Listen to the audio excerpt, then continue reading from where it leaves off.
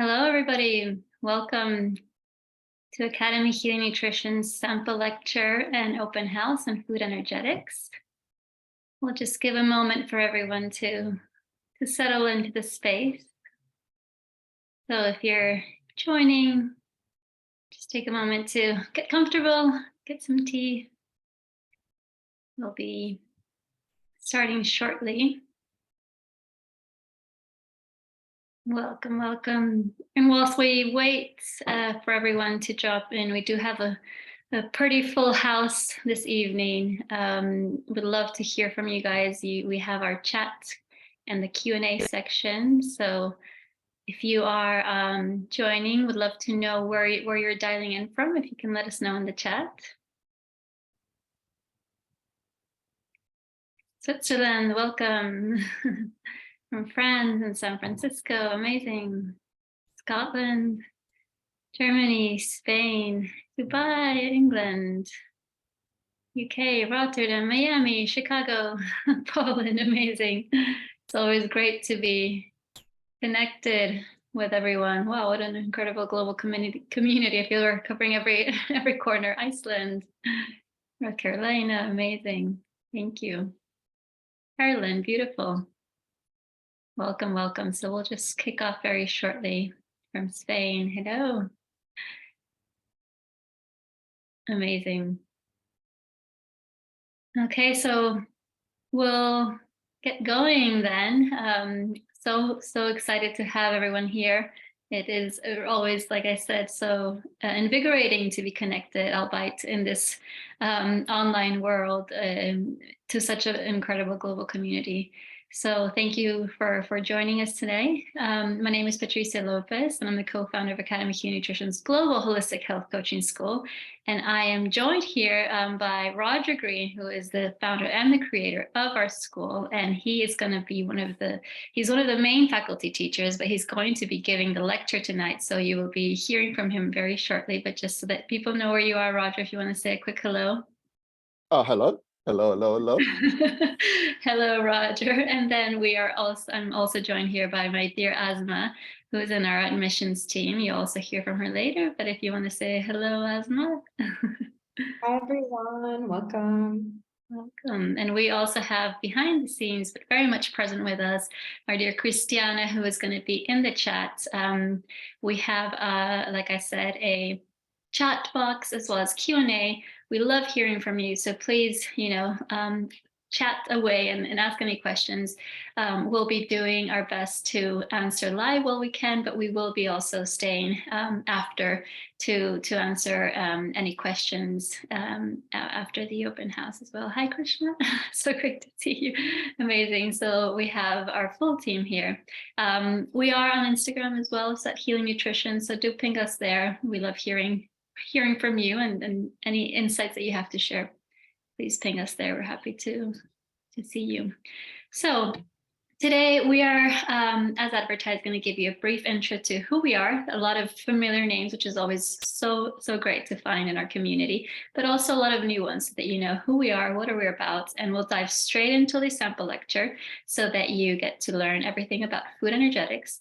And then we will give a brief overview because I know a lot of you here are interested in joining our Holistic Health Coach training. It does start soon, June 21st on the summer solstice, a very intentionally picked and selected start date. So we will give a brief overview on that. And like I said, we'll answer any questions that we can throughout. Both Asma and Christiana are to hand, but we're happy to stay past the hour to answer questions live here as well. So welcome.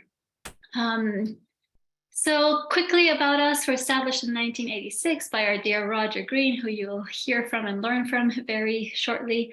Diane, yes, this is going to be an hour, and we will stay on later for any questions. So no problem on that front if you do have any questions. But anyhow, we are a holistic health coaching school. We offer a 12-month certification in which upon graduation, you are accredited as a health coach, and this means that you can either work with clients one-on-one or launch various different businesses and ventures in the holistic well-being space.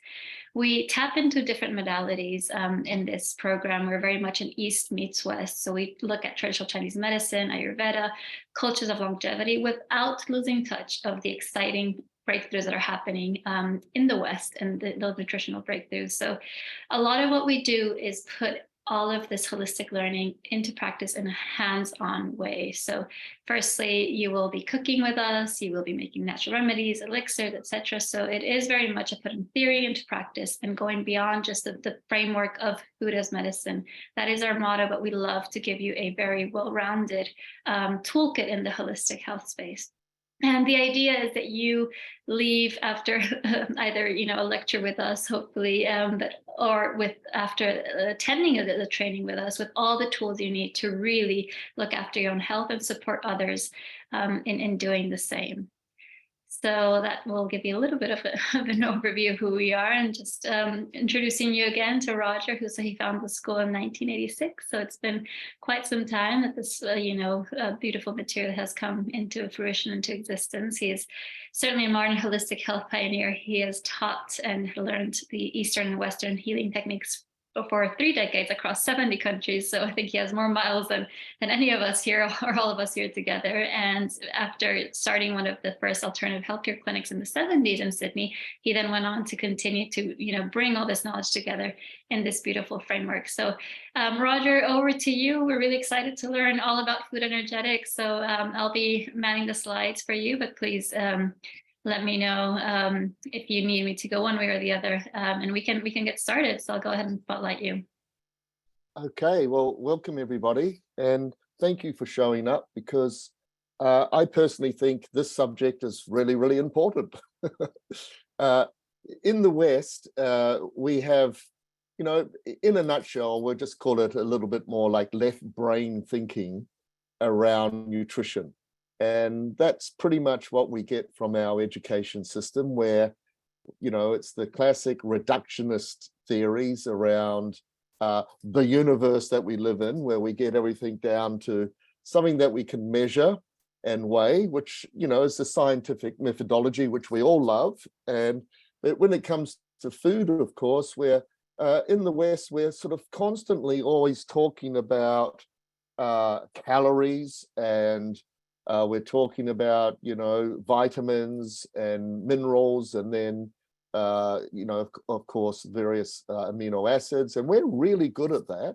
Don't get me wrong. And of course, in the last 10 years, in Western scientific thinking around food, it's become very, very exciting, because they're starting to make some very, very interesting discoveries. However, why I'm just so happy that you've shown up for this webinar this evening is because for me, that's 50% of the story. And we can use that scientific methodology to, yes, investigate the biochemistry of the body and how various foods interact with the body, and what we sort of need on the sort of macro and micro level of nutrition. But it's only 50% of the story for me, because the other 50%, and that's a theme of our curriculum, this East and West theme, or if you like, a Yin and Yang theme, So the other side of the story that is always left out in the discussion is the energetics. And this is something that we should all be celebrating, because that information now is freely available, so to speak.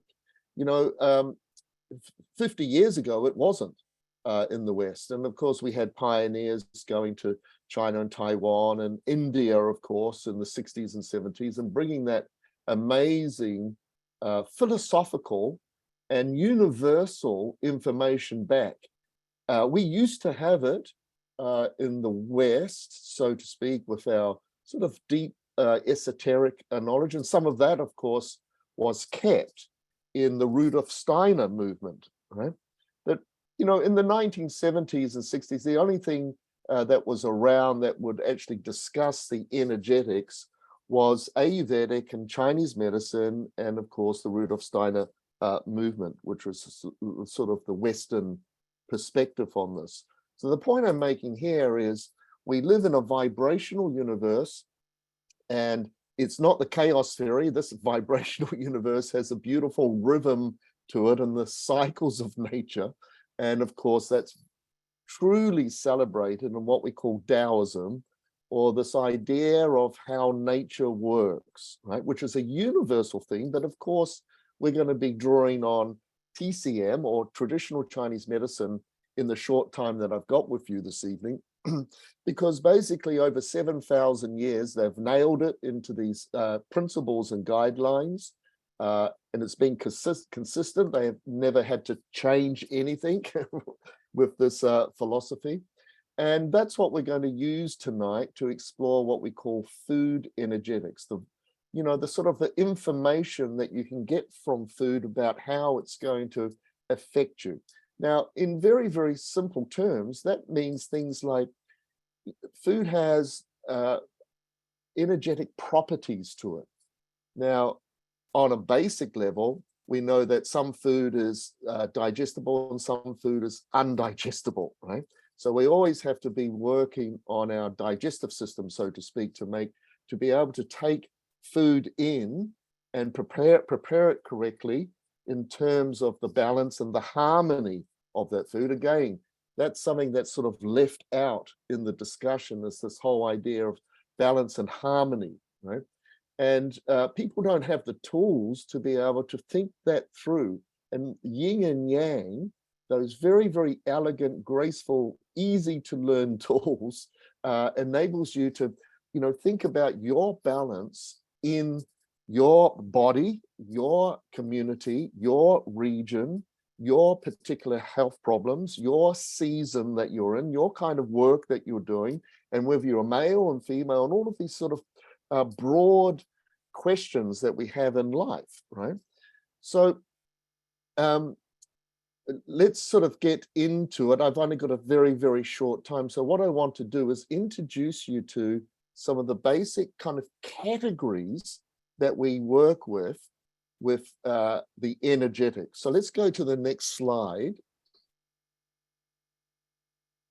So what we've got here is the principles. Okay, so of course, number 4 there is a term called the mandates of heaven, and that's a very sort of esoteric term from Taoism, but it's very, very simple to understand that there's 2 primordial forces in the universe that they're very broad terms to begin with, yin and yang, but basically yin and yang is in science, it's the sine wave. It's as simple as that. You have a low energy and you have a high energy. And we're going to discuss this in terms of the 5 element theory, etc. But to begin with, this whole idea of the mandates of heaven is another area that is completely left out of the discussion. And that is, in the big picture, we have the sky energy and the earth energy. And this is something that you can actually measure if you want to get into that. We have millions of frequencies that we receive like an antenna into our body, obviously from the sun to begin with, but then in the big picture of that, our solar system and this amazing cosmos that we live in. So that's basically referred to as the mandates of heaven. It's not a religious term. When we talk about heaven, we talk about the vibrational energy or the yang energy that we receive from heaven. And our body, with the meridian system, which is yin and yang meridians in the body, and we have yin and yang organs, that plasmic energy from the universe is then coordinated into the body along with the energy that we receive through the Earth's energy, right? So this is the big picture understanding to begin with. Obviously, if I had more time, I would go in the curriculum. We have more time to go into that in more detail. But it just basically gives you the big picture to begin with, which is always left out in the discussion of nutrition. So, and when we bring in the big picture back, then we can bring back the beautiful philosophy and the spirituality around food, rather than this mechanistic material aspect of, yes, you need vitamin C and you need vitamin D, etc.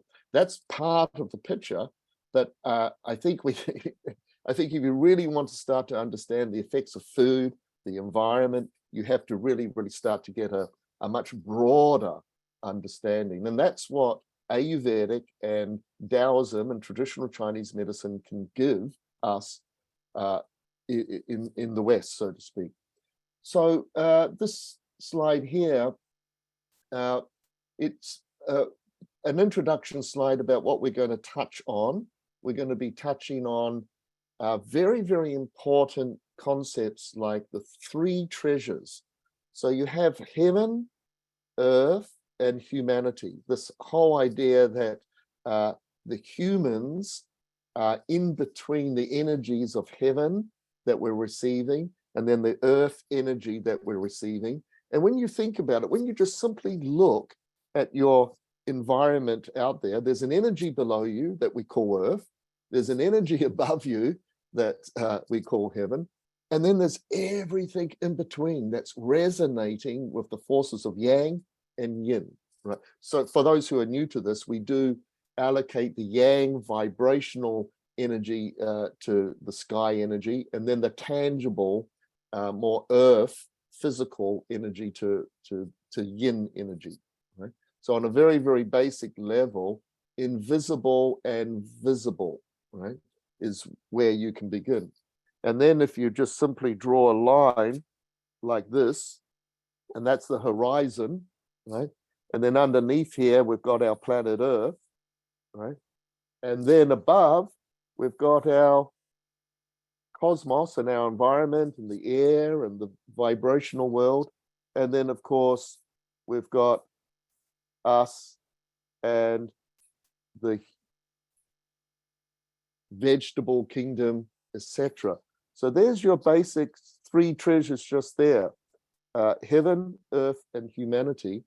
And then there's a major concept here that we did have in our esoteric trainings in the West, but it's only been rediscovered, that there's this idea, a very powerful idea, that there is no disconnection between us and earth and sky, that there is a micro and a macro view of this, and we're a reflection of all of these forces in the universe, and we have that on a smaller scale in the body, and we have it on a larger scale in the body.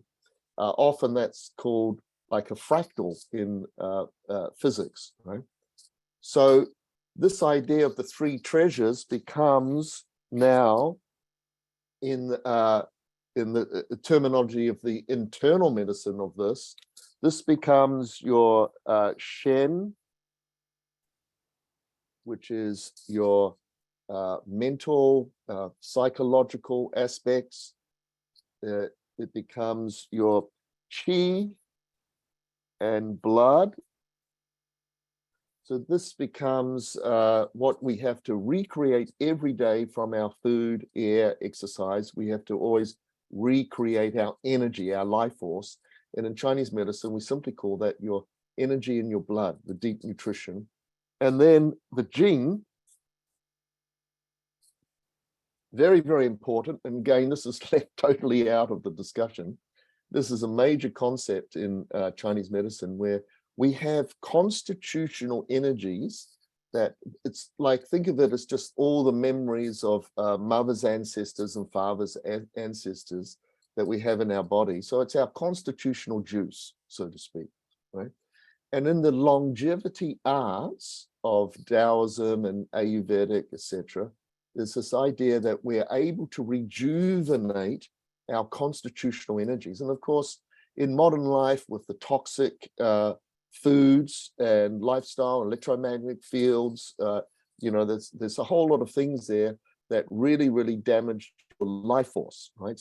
So in this curriculum, you get very, very aware of what damages you, and you get very, very aware of what can rejuvenate your overall Jing or constitutional energy. And you can also get very, very familiar with the various body types of your Jing or your constitutional energy. Again, that's kind of completely left out in the Western discussion, because there's always this sort of like, this suits everybody. Whereas in Chinese medicine, no, we have hot types of people, colder types of people, etc. And we also have that in Ayurvedic, you know, the various doshas. So you can actually start to tap into your constitutional Jing. So obviously there's foods that really, really enhance the Jing. There's foods and cooking styles that really start to build up your life force. And all of that, of course, is to develop your consciousness, your awareness, your sensitivity, your sense of oneness, your sense of the infinite, etc. So let's go on to the next slide. We've got a bit of ground to cover here.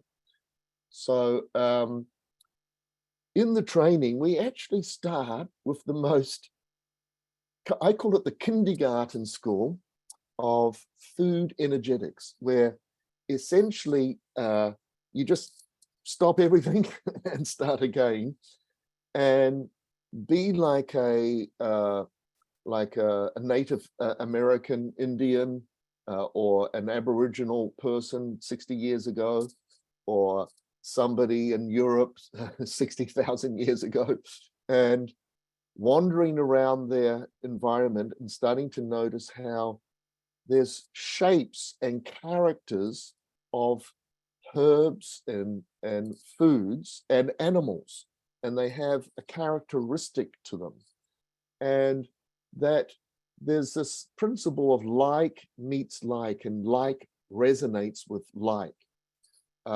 So it's called the doctrine of signatures. So for instance, we've got a kidney here, and that looks like the kidney bean. So yes, it's a very, very simplistic place to start, but boy, it's a lot of fun. And it kicks into the right brain of thinking. Like children get this straight away, right? They kind of get it.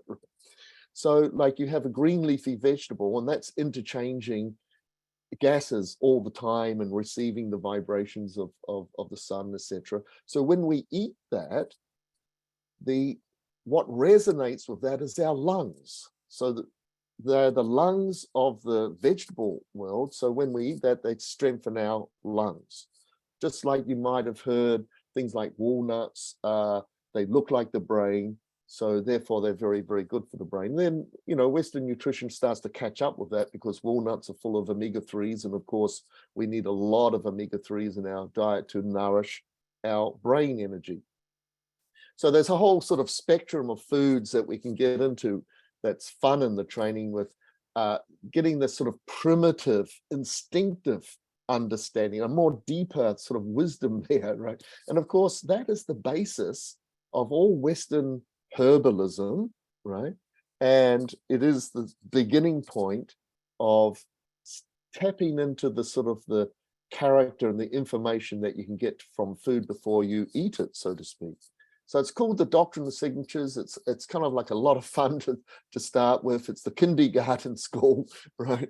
And so we'll move on to the next slide. So then we come to that, then that gets just simply formalized into Yin and Yang. So anything that's growing in the ground and more like a descending nature. So for instance, the root vegetable of this plant here is the more Yin aspect, and then what's growing above ground is the more Yang aspect. So then we basically start to use Yin and Yang as the polarities of life. So you have the animal kingdom, active and red, and you have the vegetable kingdom, passive and green. So you have warming colors, cooling colors, you have masculine forces, feminine forces. So everything in the universe we can start to perceive as Yin and Yang forces. That's the beauty of this information, is that you can actually start to read your life a lot better, your environment a lot better, and the foods that you're going to select a lot better with this understanding of Yin and Yang. So this Yin and Yang symbol here, you see everywhere on a surfboard and you name it, you see it everywhere now. So notice that there's the so-called Yang spiral. So think of this as, if you like, you could think of this as a calendar. So down the bottom here, you've actually got the winter solstice, and then the energy starts to rise up through the Yang energy. So now halfway through, you've got the spring equinox, and then it reaches its peak in the summer solstice. So that's the yang phase of energy, spring and summer, right? And then when yang reaches its peak, you've got that lovely little dot of yin there, where everything starts to move towards its opposite. So this is the lovely rhythm of the universe that we witness all the time. So then the yin energy is more descending and inward energy, like late summer. And then notice in the vegetable kingdom and in the animal, everything sort of gathers in for the autumn and goes into the yin phase of winter. So this is the way you can actually use for what we call eating with the seasons to begin with. So yang is a more expanding energy and yin is a more contracting energy. So you'll notice that there's more, when you look at the planet, you'll notice that the equator has a lot more expanding energy, you know, like the Amazon jungle. And then when you go up to the polar areas, there's a lot more energy in the ground, so to speak. Right? So then that environmental energy is telling you what you can eat in that region, in that environment, by actually what grows in terms of what grows in the ground or what grows more above the ground. Right? It's giving you, see, nature is always making balance with these forces. So when you start to be able to read these forces and food energetics, nature's sort of giving you a message about what you can be eating in that environment. So to give you a quick lesson here, it's not a good idea to be eating tropical fruits, right, when it's the winter time in England. Get the idea, right? That's a good lesson for you to begin with. So this is called eating with the seasons. And so spring and summer, we tonify the yang. And people, that's more upward and lighter. And that's what's going on in nature. And more energy going more out to the periphery. And people lighten up their diet in the spring and the summer. And you'll notice when it starts to get cooler, that people like a little bit more heavier food, more dense food. And when you go shopping, there's a lot more root vegetables, you know, the pumpkins start and the carrots, etc., start to appear. And people are craving more, a little bit more long-term cooking and things that draw sort of warmth into the body. So that's called tonifying the yin of the body. Right? So it's a kind of a beautiful lifetime study of just using the yin and yang theory for everything in your life. So hopefully that gets you started with yin and yang. But let's go to the next slide. I've got a bit to cover here. So then on a more tangible level of that information, we then start to think about the temperatures of food. So under this yin and yang umbrella that covers everything, we now dive into things like that we can immediately understand. And a good place to start with that is we call the 5 levels of temperatures. So neutral foods, and generally speaking, grains and beans sort of fall into that category. They don't sort of raise the body temperature much, right? That's kind of like the homeostasis level is there. Now, that's a good thing because this is all about homeostasis in the body. There's only a certain temperature that we need. Otherwise, you're going to die this way or you're going to die that way. Along with acid and alkaline, this, you know, the body's always regulating that to optimize it, and that's called homeostasis. So then imagine if you've got cold symptoms or yin symptoms. You've got cold hands, cold feet, feeling a little bit pale, there's a fear of cold, it's winter time and you're not managing it very well.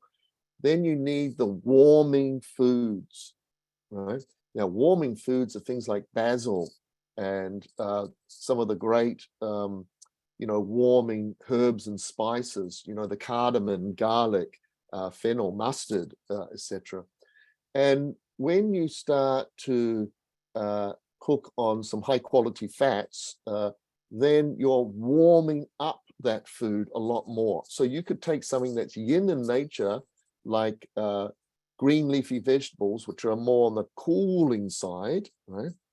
And then using the herbs and some good quality oils and fats. You're warming that up now, and that's making it a little bit more balanced for our metabolism, because overall we need the sort of neutral to warming foods, and that's a very, very important concept in Taoist healing, because then we're starting to really energize our digestive system again and making things more digestible, and we're able to then efficiently build up qi and blood every day, which is the healing force. That's the life force. That's the rejuvenation force, right?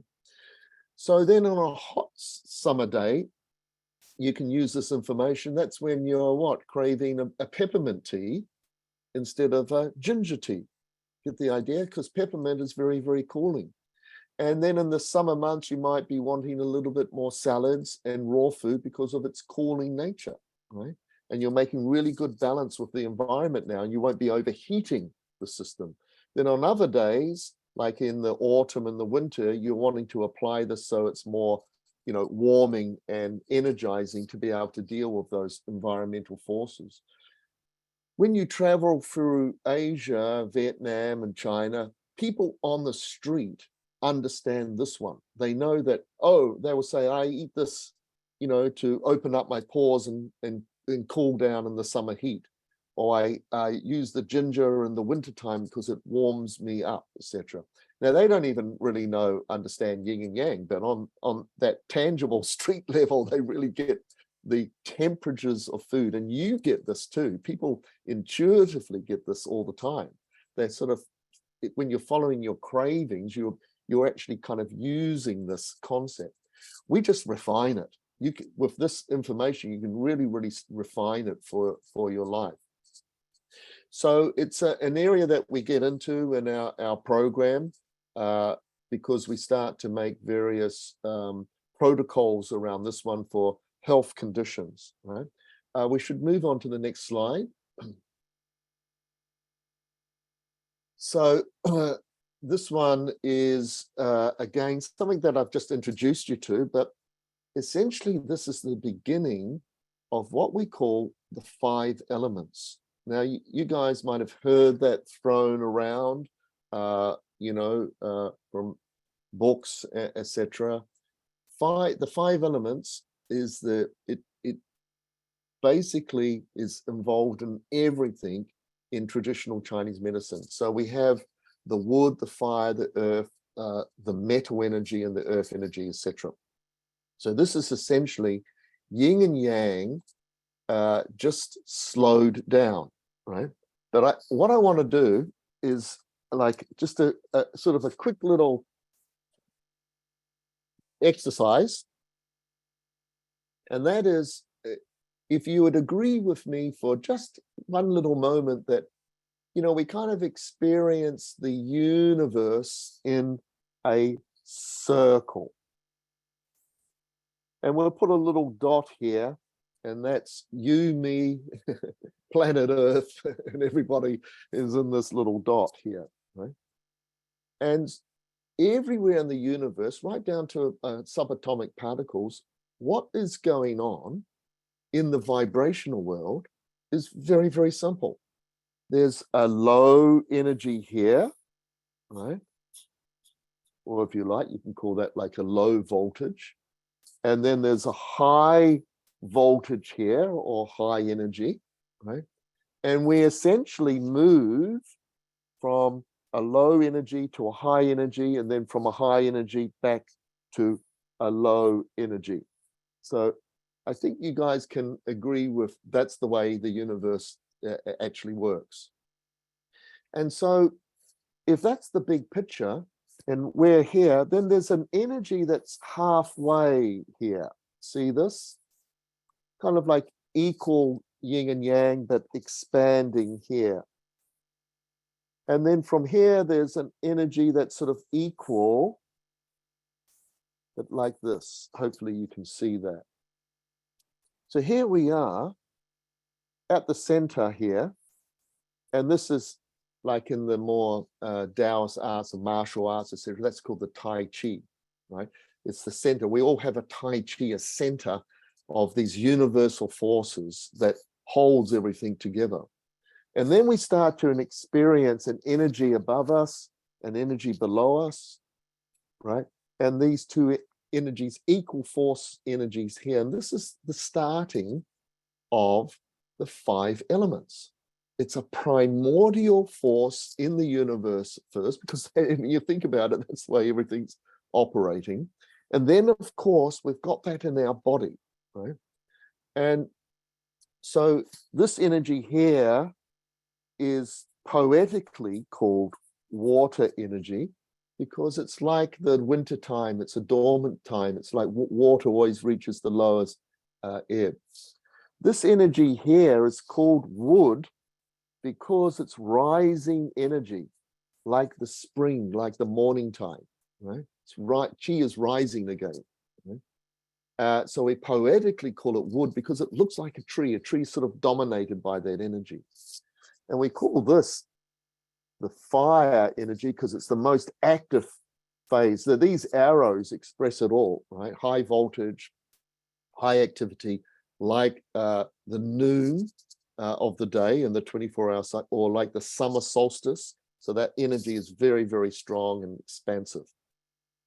And then remember, it starts to reach its peak, and we call this the metal energy. It starts to be very, very more concentrated, and that's like the autumn time or the evening.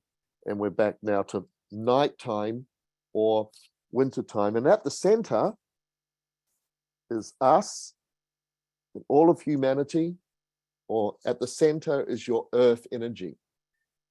So then in Taoism, there's organs connected with this. And I'm just going to quickly put up the primal organs: kidneys, liver, heart, lungs, and spleen energy. Right? So we have yin and yang organs, and they're now coordinated with the 5-element theory. So what the 5-element theory gives us is this connection between food, physical health, emotional health, and philosophical perceptions, because it becomes the mind, body, and spirit connection, which is not a loose system for us, right? It's very, very connected. So in the curriculum, we go into this in a bit more detail, obviously, because there's cooking styles that are good for the winter, food groups that are really good for healing the liver based on the wood energy, colors and cooking style, really, really good for the heart energy, to strengthen that heart. Very, very good thinking around this earth energy, that connection with Mother Earth again, and developing what we call your powerful digestive system. And then, of course, energetics for the lungs. So let's move on through the next slide. So we keep the timing going here. So here it is, nicely coordinated for you. Now, to give you some good takeaways, what's good for the liver. Let's start with the wood energy. It's a good starting point because that's the east, that's the rising sun, that's the morning time, right? The liver just loves vegetables, right? And it loves fermented foods, and it loves the sour taste, right? But all of that is sort of like this lovely rising energy again. And that's also good for the gallbladder, because the liver and the gallbladder are the yin and yang organs connected with the wood phase of energy, right? So in the curriculum, we really, really celebrate, the so-called plant-based diet. In the curriculum, there's no dogma. We cover all food groups, right? All of them. And I think that's important. But obviously, the vegetables are very, very important for the liver. That's just providing all the nutrients that you need, etc. And of course, integrating that sour taste again, which is often left out of our Western dietary principles. The fire element, the taste is bitter, right? Again, getting those bitter foods back because they strengthen the heart muscle. Very, very good for strengthening the heart. The earth element is this idea of soups and broths, right? Because they are the most sort of digestible foods. So in the that's where we actually start you off in the curriculum, is getting this idea about digestibility and obviously harmony and balance in the ingredients with the soups and broths. But it just means that that whole earth or spleen and stomach energy can start to work efficiently again. You can build up the life force again. And that's the healing power that you rediscover that you have in your body to heal, in my opinion, any health problem whatsoever. That it all starts technically with that earth element. The flavor for that is sweet. So we really celebrate the natural sweetness that you can get from foods, and the cooking styles and the right seasoning that can bring out that natural sweetness. And then in the lungs, we have tastes like spicy or pungent, if you like, because the lungs have this tendency for being metal, have a tendency for sort of this binding energy, whereas we always want to sort of open up the lung energy with something a little bit spicy. So it's an art of kind of learning the taste, the cooking styles, and this is what you can coordinate with the season, and this is what you can use for health problems, because when the liver gets in balance, you can start to read that yourself, and that's what we call the be your own doctor theme in the curriculum.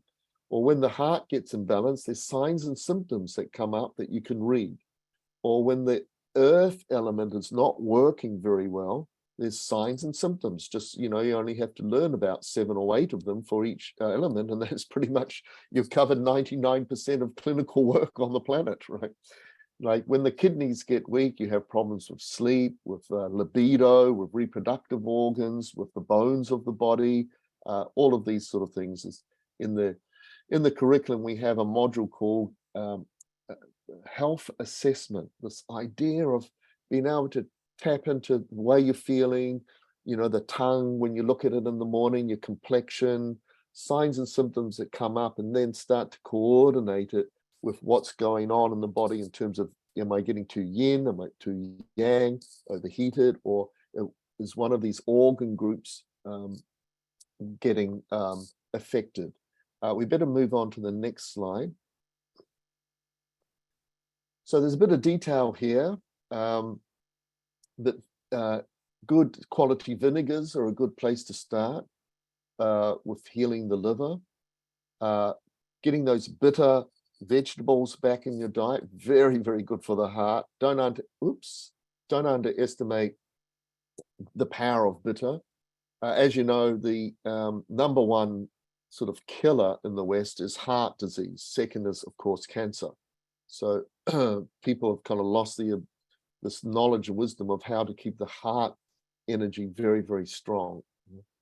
That earth element, remember, you know, if you want a classic dish for really strengthening the earth element, it's good old pumpkin soup. You know? And coming back, remember, to soups and broths, because they're very easy to metabolize, easy to digest.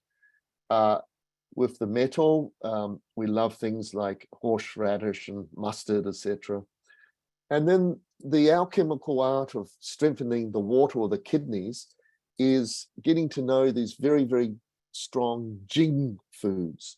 Generally these Jing foods, because the Jing is housed in the kidneys. Your ancestral force is housed in the kidneys. So you get to know things like miso and tamari and these sort of like black foods, primordial foods are very strengthening to the kidneys, the reproductive organs, to the libido, to all of these aspects of what we call the water element.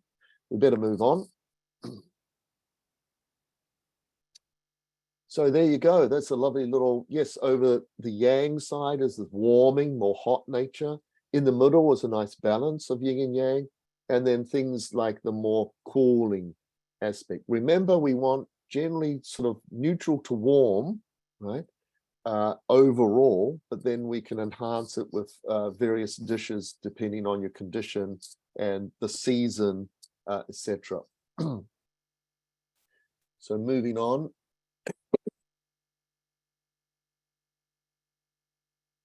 So here's the 3 treasures again. the lower heater, middle heater, and upper heater. So these are coordinated with the chakras of the body. So now that lower heater is called Tandien in the martial arts, or you might have heard the term Hara. So this is sort of like your energetic center, the center of gravity, right? The middle heater is the spleen energy, and this is very much your digestive energy, and the Shun is the spirit. Now we have what's called the elixirs in Taoism. We have things like the medicinal mushrooms and these powerful sort of tonic herbs that you get to know. And we're virtually the only curriculum in the world that you kind of learn how to cook with, with the three treasures and use these longevity tonic herbs, these very, very powerful tinctures and single herbs, and getting to know what you can sort of buy in Asian supermarkets in Chinatown, or you get it over the internet. So we take our students from this getting to know the longevity diet to begin with, right?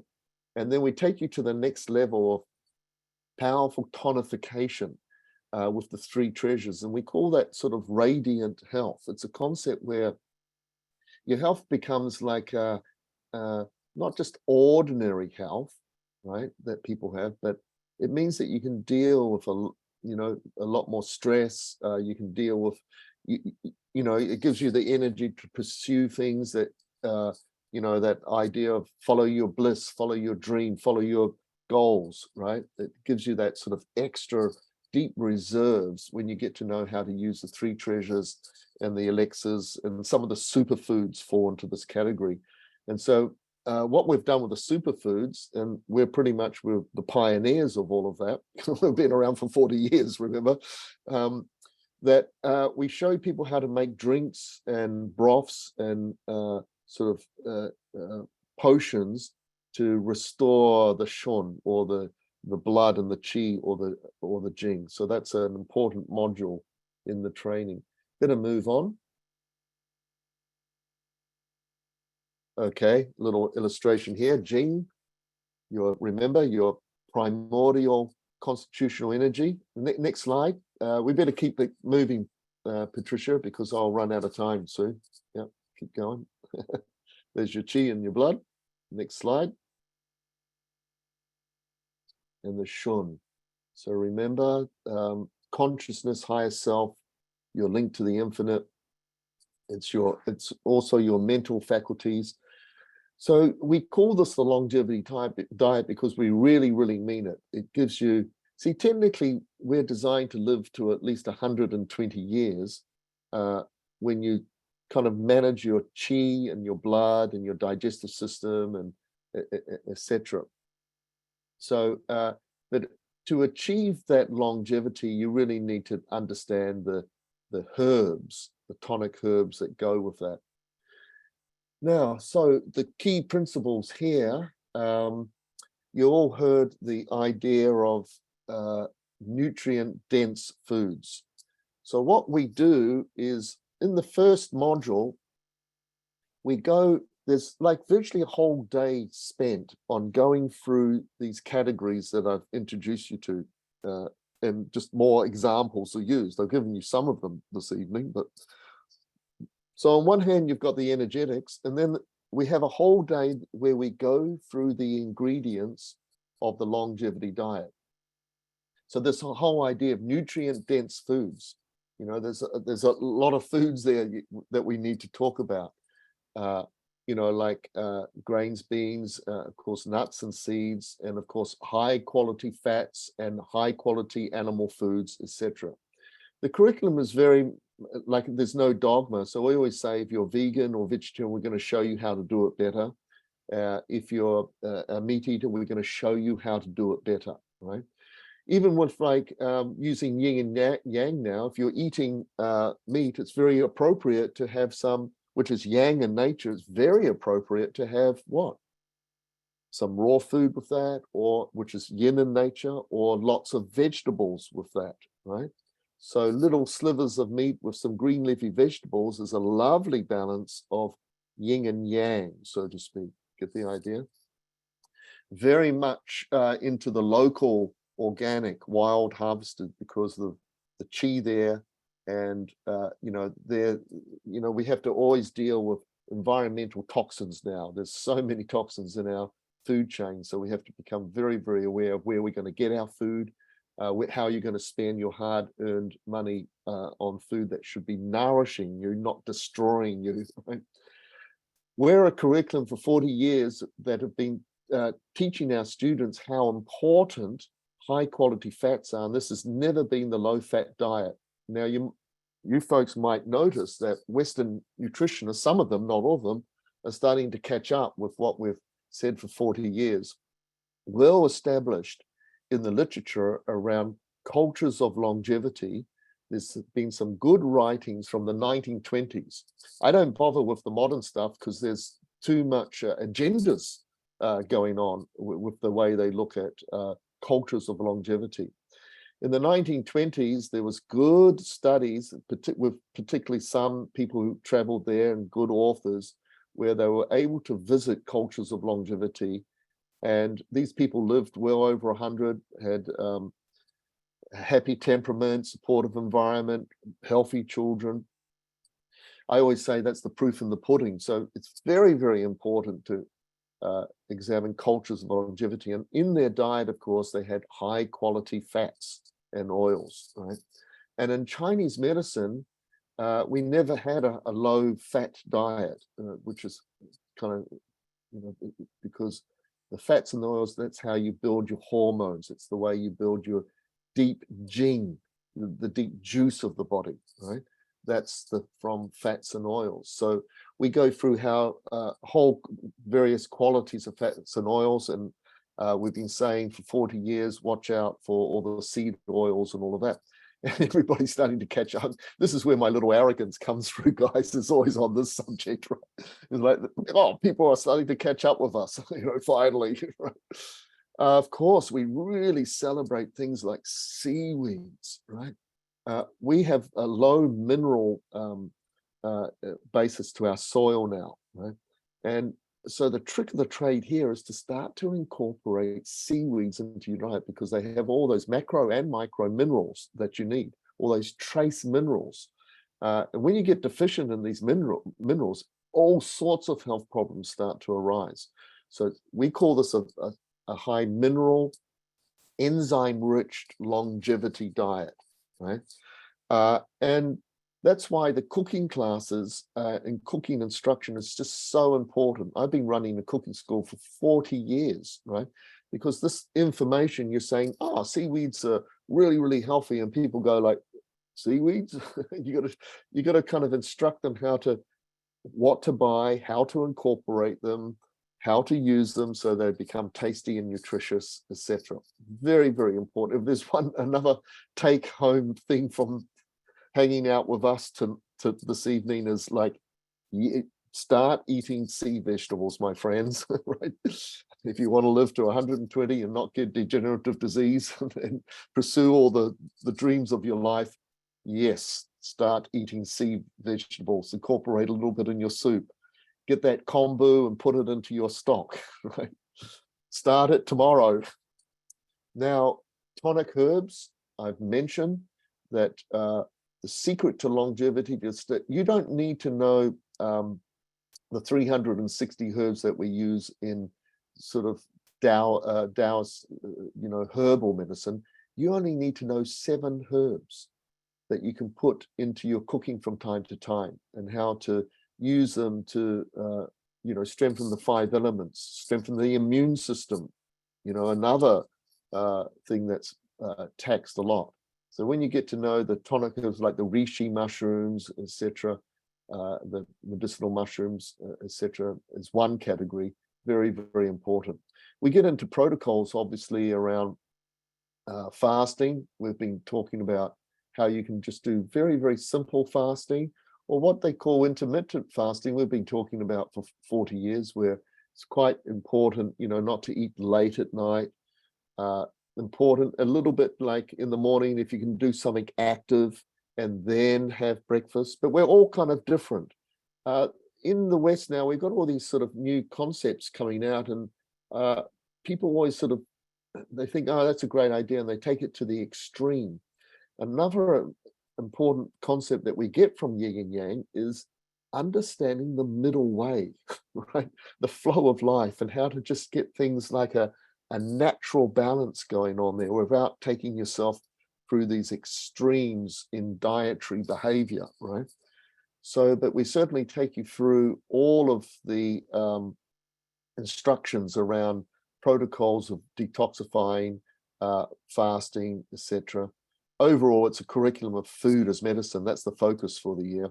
We take you through all the things that you can use for home remedies, what we call the kitchen pharmacy. We have a whole module based on what we call the barefoot doctor, getting to know how you can do some basic sort of massage and exercise routines like the Qigong, Douyin, and all the simple drinks and compresses that you can make in your home. And then we do have a module based on, the cutting edge supplements, etc. We better go to the next slide. So Roger, that's actually the last slide of content. So unless you want anything else to add, we can move on to the course overview. Yeah, what I'd like is, I haven't been looking at the chat window. If there's any particular question there from our lovely audience this evening, I'm happy to do some quick little questions before we move on. So, otherwise, we can do some questions at the end, but I just thought if there's some quick questions there. Yeah, I think there were just a few, but it'll probably take a bit longer. So we've been compiling them to kind of go through all of them at the end in terms of timing. So okay. We'll be sure to stay on later to cover a couple of those questions. So thank you, Roger. Okay. Yeah. Okay. Well, thank you. I'm right on time. That was like an hour, 40 minutes. Yeah. Yeah, no, it was perfect. Thank you so much, Roger, for taking us through those concepts. Food energetics is just, such a strong foundation of what we teach at Academy, and it really brings, that wholeness into our approach to cooking and to eating. So hopefully you've been able to gain some wisdom of how you can start to play with those concepts in your day-to-day, and hopefully notice how you start to attune in your inner world with the outer world, and with these principles, how that can impact your health and well-being. So thank you for staying on. And I know a lot of you have been asking questions about our curriculum as well. So I'm going to introduce you to the lovely Asma, who is going to take you through very briefly, high level about the structure and flow of the training and the modules. We do start June 21st, and we do have some limited spots available. And we have a very generous early bird discount that is going to expire soon on the 31st. So if you stay on till the end, you'll get all those details. But without further ado, Asma, please feel free to share a little bit more about this training. Thank you so much, Patricia. Thank you, Roger, for that wonderful introduction. Hi, everyone. My name is Asma.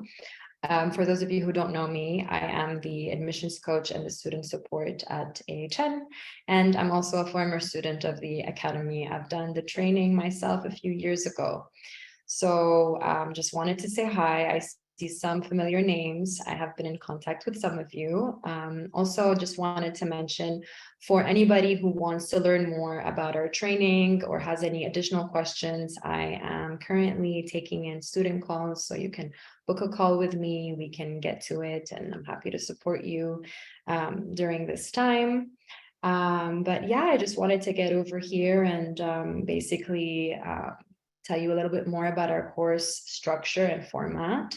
So our program includes live group sessions, recorded lessons, and written curriculum. So we have 10 modules, one module a month, and every month you will have a set of pre-recorded videos that you'll be able to watch and access at your own time within a specific time frame. I would say it's about 6 to 10 hours of content divided into 30 to 60 minute long videos. So you can watch those at your own time. You'll also have access to the written curriculum, our signature course workbook, where you have the theoretical chapters, recipes, templates, and reference materials. So there's a lot of self-study in this training, but there's also opportunity to connect live on Zoom. So you have every month live monthly interactive sessions where we'll have cook-alongs, bonus workshops, Q&As. You'll be able to meet your fellow classmates and the faculty, and you can also network and study together. And yeah, we have this very, very special component of community building in our training. So wanted to emphasize on that.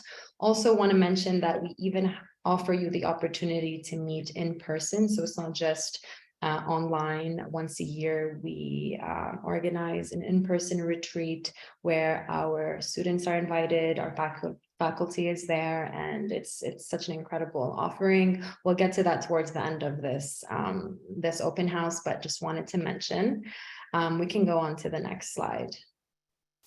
Yeah, and now a little bit more about the format and the timing. So the training is 12 months. I just mentioned we have 10 modules. So 10 months of studying the content, 12 months in total, and that is intentional. It's because we want to flow and learn with each season. As Roger was mentioning, we really focus on attuning the body to nature and work with the cycles and the wisdom of nature. So it is 12 months in total, 10 months of studying the content. The last 2 months are dedicated to your final assignments. You'll have 2 assignments. The first one is a client case study where you will be coaching 2 clients and we'll come up with a program for them. The last assignment would be a project of your choice. You can choose to focus on something that really appeals to you, inspires you, or something that you have, like a health journey that you've actually been through and want to focus more on.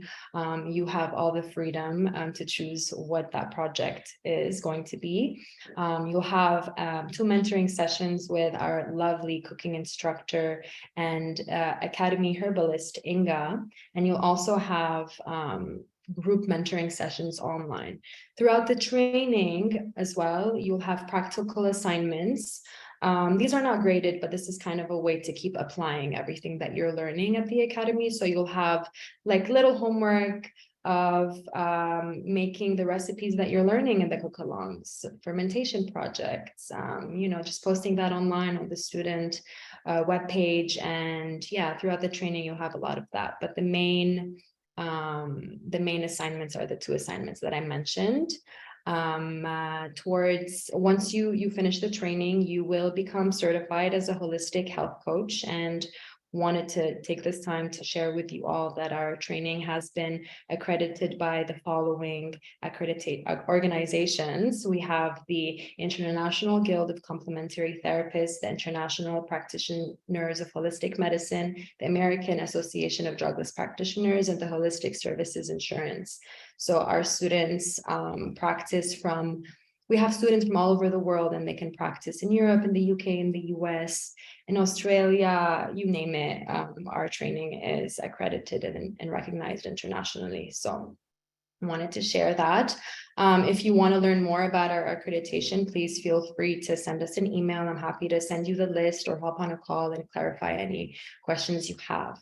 Now let's get into the curriculum. So this is basically the layout of what the year is going to look like, module per module. Like I mentioned, you have 10 modules, 1 module a month. The first month is the introduction to the longevity diet, where you'll be learning the Yin and Yang theory, the 5-element theory, a little bit of what Roger was talking about. And here we'll be diving a little deeper into the cultures of longevity, seeing what people used to eat and how they live such healthy and long lives.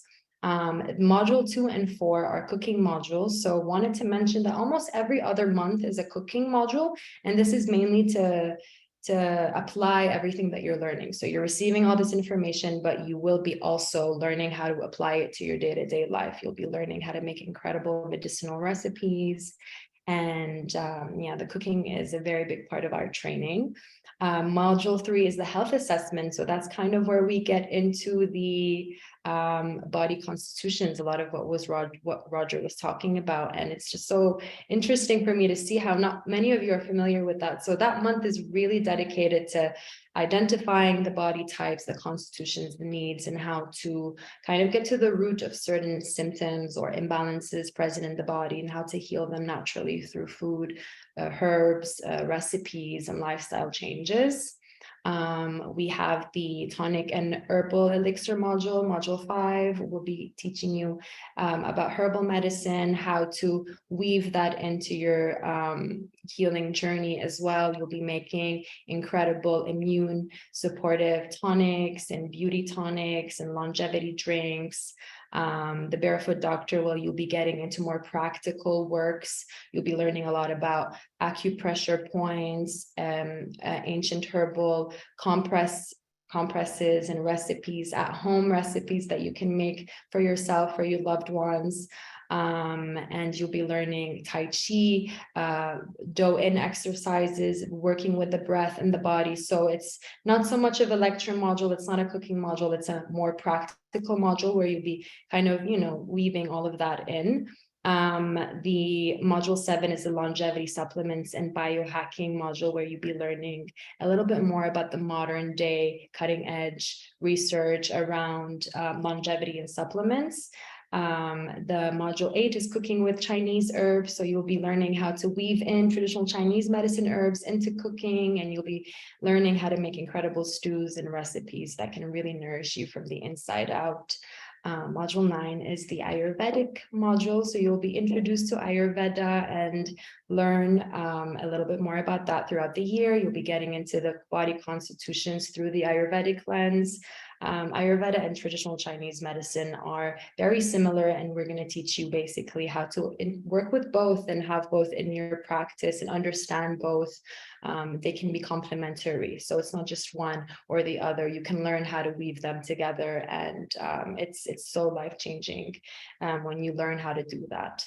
The last month is the Holistic Business Month. So that month is really focused on what next. So now that you learned all of this incredible new information, what are you wanting to create into your life? What do you want your practice to look like? How can you graduate from the academy and feel confident what your next steps are going to be like? So we'll be guiding you through that with our lovely holistic business consultant Eden.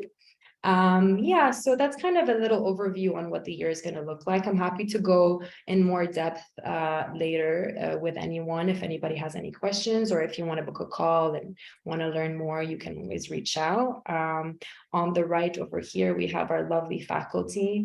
Roger, who facilitated this open house, is going to be the lecture module instructor. So you'll be seeing a lot of him this upcoming year. If you decide to join, Inga is the herbalist and the cooking instructor module. Nam Singh is going to be doing the cooking with Chinese herbs module 8. Letha is going to be teaching the Ayurvedic module. Eden is going to teach the holistic business module, and Patricia here is our lovely co-founder and is also a former student of the academy herself.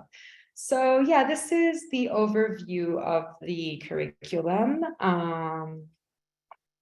That's basically all I wanted to share, and I'll just give the mic to Patricia, and she'll tell you a little bit more about what kind of opportunities you can meet and get into after your time at the academy. Perfect. Thank you. Thank you, Asma. And yes, there is so much that we can do with the curriculum. Really, the sky is the limit. And you don't need to know. Asma, did a nice segue. I actually haven't mentioned to you guys that I used to, I was training, I was doing the training in 2015. So I was a student before, and I didn't really have a plan other than I was really drawn to the material and really drawn for my personal health to look at an alternative approach to healing, and thought that everything about the curriculum was just so comprehensive, and more than anything, I was just really called to take on this learning. And fast forward a couple of years later, after graduating, I was able to reconnect with Roger and partner with him to be able to bring this offering at a global level, which has been incredibly rewarding and so exciting for me to be a part of. And so really, if you're here, know that there's endless opportunities for you to make some really beautiful projects and life careers from this work, as long as you're committed. But just to give you, an example of what our students have done in the past, they have launched cookbooks. So Elena, one of our graduates, launched a plant-based cookbook. They have been able to create beautiful bespoke coaching packages, not only based on the information that we provide in this curriculum, but weaving in their own personal stories. So we have students who either did meditation or Pilates or yoga and are able to add that into their packages, and even launch mini courses, like Sophie, who is also our education director, and she's been able to bring all her tools into her packages. We have had students launch ebooks and holistic health magazines, like Esperanza, who launches a seasonal holistic magazine based on all the wisdom of each season. We've had students open wellness centers, like Nikki in New York and Manhattan, and Now Wellness. They've launched product lines, like our dear Krishma, who's been very active in the chat, who has an incredible offering for coffee alternatives based on the goodness of different plant medicines. So Krishna, please do send posts in the chat. Your company would love to share with everyone here. And they've led retreats throughout the globe, like Hannah, who graduated from the US and is also bringing this knowledge in the form of cooking classes and retreats, and working at corporates like Linda, who works with different corporations to give corporate well-being courses. So really, opportunities are endless, and all that is really asked is a commitment to do this work. And if you're being called to do it, you don't need to know exactly what it's going to look like when you graduate, but the idea is that it'll be coming clearer and clearer as you do the study. That year with us is a year for you, for your healing, for your health, for your knowledge. And in that time, we're supporting you to create that vision for yourself through those mentoring sessions, through those assignments, so that when you graduate, actually, you have something very tangible that you can bring forth to the world. A lot of students make up the investment of this course very shortly after graduating. So bear that in mind as well. It is very much not only the best investment for your health, but really it is for your career and for your livelihood. So we have, and speaking of investment, I wanted to share the details of the tuition. So we do have an early bird pricing that is expiring May 31st, so very soon. And based on where you are, you will pay in dollars or in pounds, but just basically it's either in USD, a deposit of $650 and 12 monthly payments of $445, or a one-time payment of $5,995. And if you're paying in pounds, it is a deposit of $650 and 12 monthly payments of $397, or a one-time payment of $4,995. So please be in touch today. We have limited spots available. We're starting June 21st, and we would absolutely love to have you and to have you take advantage of that pricing that does expire on the 31st. And just to give you a little bit of validation, we have beautiful students globally who have shared all of their journeys and how they've been rewarded through the curriculum in many ways. You can check out a couple of the interviews that we have had with them in our IGTV, so in IG Lives. We've actually spoken to a lot of our graduates. If you want to hear them live, or also on Trustpilot, we have more reviews on our website. But just to highlight a few, Elena, a German top model who studied with us, she said how everything that she learned was so valuable. Nikki thanks us because she was able to launch her wellness center. AHN changed Bianca's life. She really found her purpose in this work. It was really beautiful to see her come alive in this work. And then we have Flor, who is actually a nutritionist and studied food for many years, but actually it was the first time when studying with us that she was able to get active in the kitchen and actually learn about everything that she had been practically learning about in her mind, actually get into the kitchen. So she mentioned how this is basically a must for any professional healthcare who wants to add this into their toolbox. Luke, it really was empowering him to change the life of himself and of his family and his clients. As a performance coach, Sania, she is a beautiful entrepreneur. She's taken several classes in Buddhist medicine and the holistic well-being space, and has told us how AHN was the most well-rounded course, and it has really weaved into her day-to-day life and into her business. So really, there is so much gratitude from our graduates because of the transformation that they have received. And for us, holding space for them is incredibly rewarding, because we get to see their healing and see them and support them in launching their visions to the world. And that's what we're about. We're here to support, that a sense of alignment and purpose that comes when you commit to this work and you're able to see it through. And yeah, we are a very small knit community, so we get to know our graduates intimately and provide that opportunity for everyone during their studies to get to know each other. And really, you feel like you're part of a bigger holding. So you're not here alone, trying to figure out your dream alone, trying to do this alone. You are studying with us, in community with us, and being actively supported to launch whatever it is that you're being called to launch and bring to this world. And these are just a couple of imageries. We've talked so much about how everything that we do here at Academy is practical, and just wanted to share. You can head over to our Instagram to see even more about everything that our graduates are up to. But some of the dishes that that they bring and they cook with us, and the fermentation projects. It's like we've said, it's certainly not. You don't have to be a chef. You don't have to have any experience in cooking. You just have to have a willingness to learn. And as Roger always says, how messy is your kitchen? That's how we will grade your success with us. But anyhow, there's so much more that I would love to share about the training, but we're mindful of everyone's time. Please be in touch with us and with Asma and the team, and we'll be happy to share more information. Before we close, we want to share with you the details of our very exciting summer retreat happening this July. And Kelly, if you're still there, yes, there is still space. So please do reach out. But to complement everything that we do in this training online, we also, like Asma mentioned, offer the opportunity to come and learn with us in person. Now, you don't have to do the training to do the retreat. You don't have to do the retreat to do the training.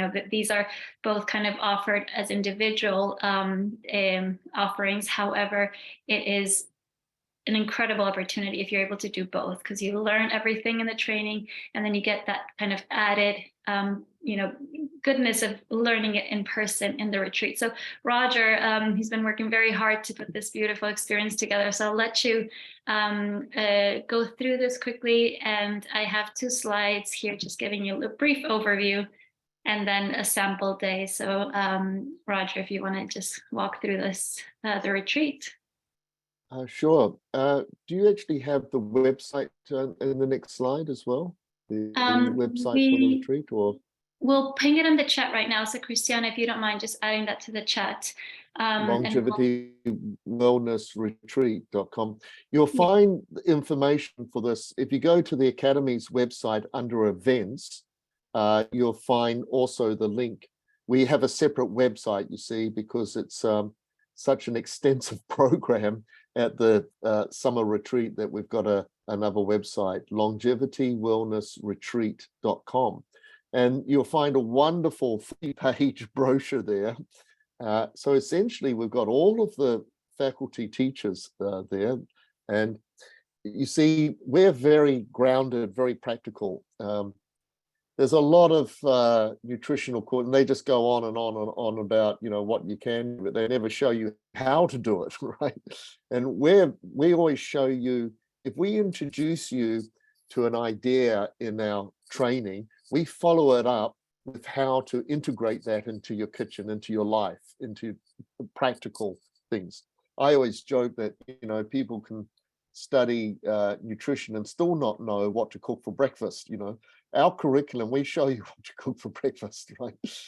Very grounded. So in that retreat, there's 2 cooking classes every day. There's one in the morning, there's one in the afternoon. It's just such a gorgeous location, in the English countryside, and the facilities are just wonderful.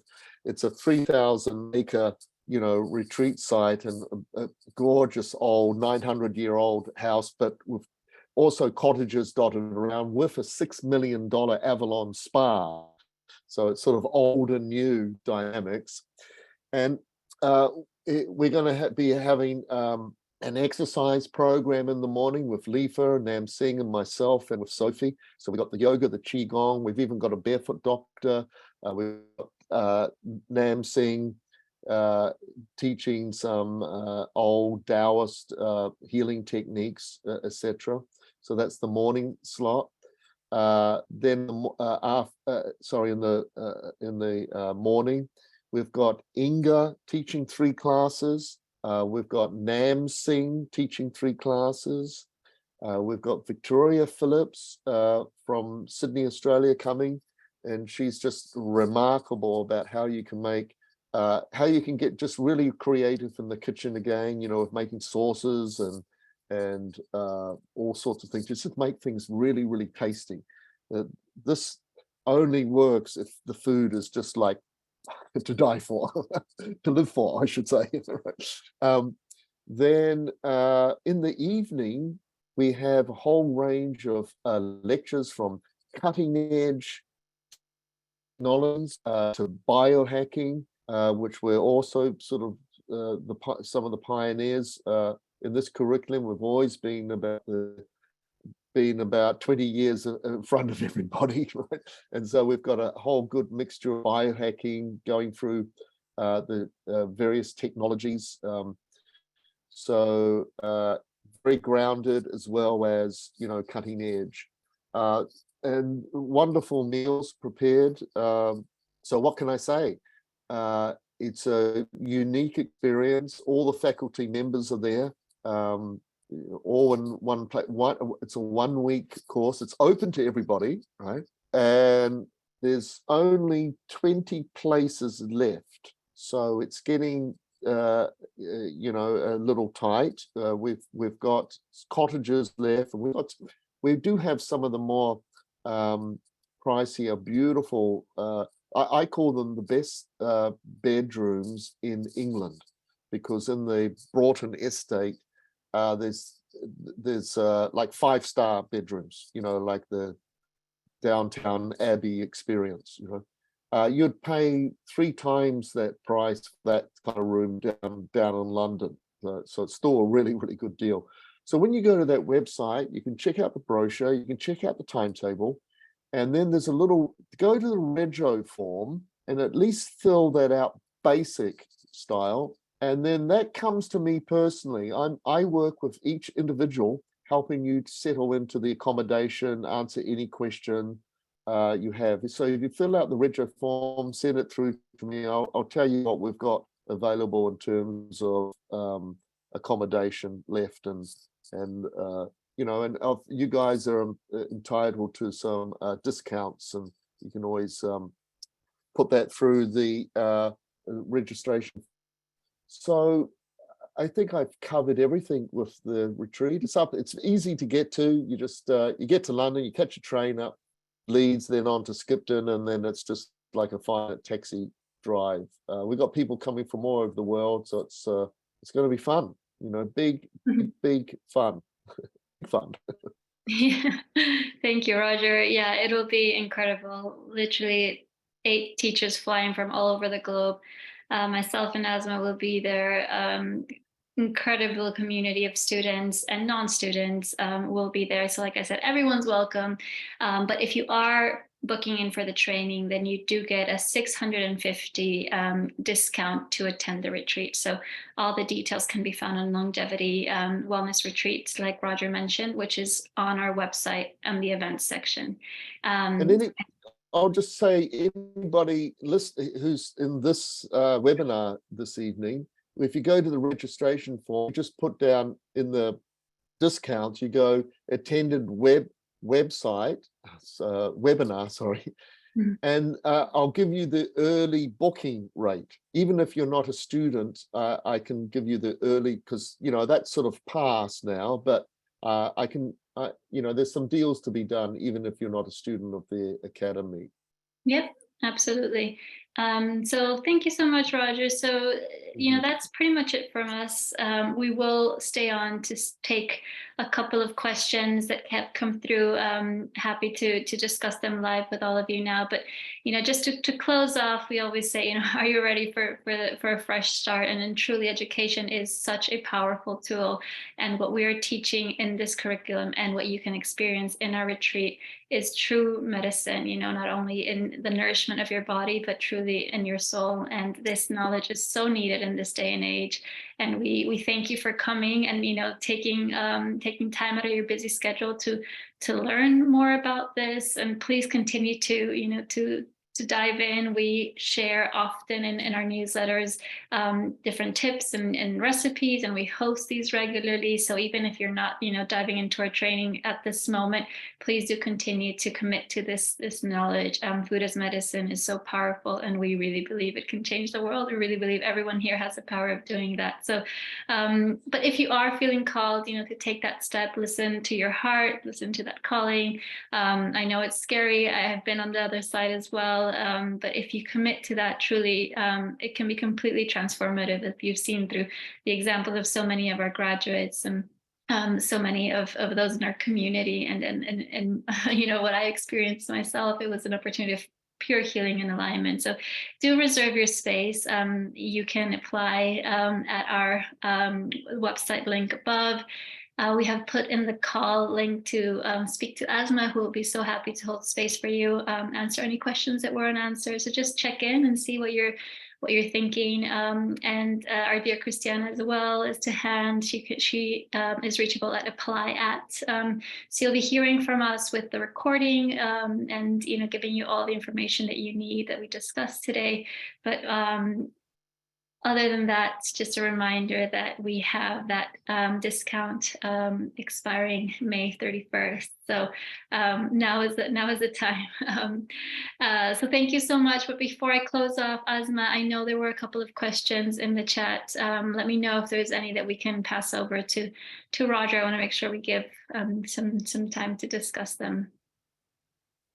Yes, we have a few questions actually. So Ricky was asking if we are plant-based, vegan, or we would have alternative options in the cooking lessons. Christiana answered saying that yes, but wanted to see if anybody wanted to add anything more for those who are watching the recording later and can't access the chat. Oh yeah, we cater for everybody. It's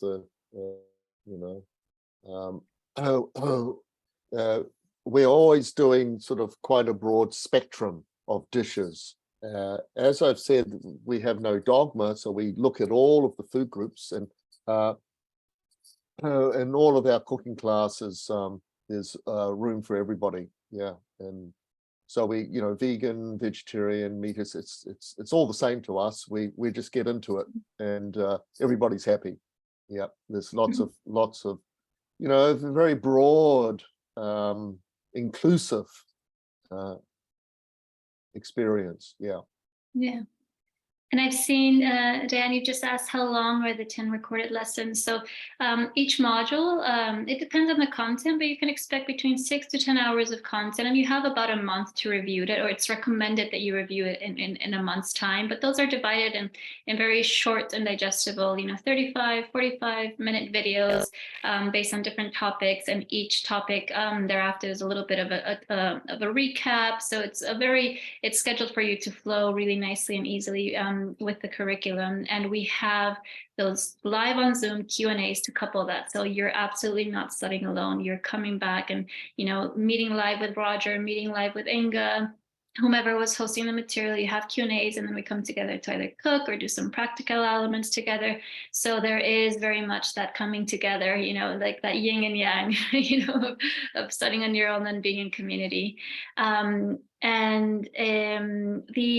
going through the course questions. Kelly, I will come back to your question on content, but the question on the assessment.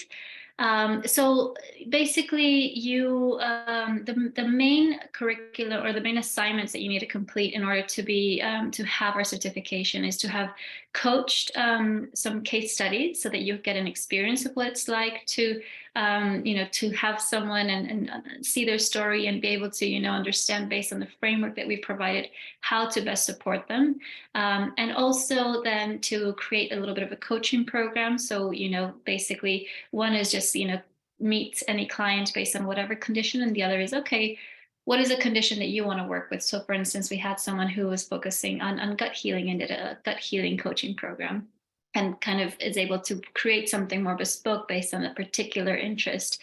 But then the student project is the main deliverable, and we have had students create the most astonishing pieces of work from that creative project, because it is not in any way just writing a thesis that we read and you put in a drawer. This is kind of creating something that you will be able to share to the world and gift that wisdom to the world. So things have been things that students have done have been like ebooks, or they kind of created a website that they want to launch in order to promote their services. They have created a different podcasts, for instance, recipe books. So that's the main the main project. And throughout, the assessments are more practical. So you learn about how to make kombucha, then you'll make kombucha. You'll learn how to make a broth or a congee, and you'll make it. So it's kind of how you bring that into your kitchen space and get really practical, and we guide you through that process so that you know how to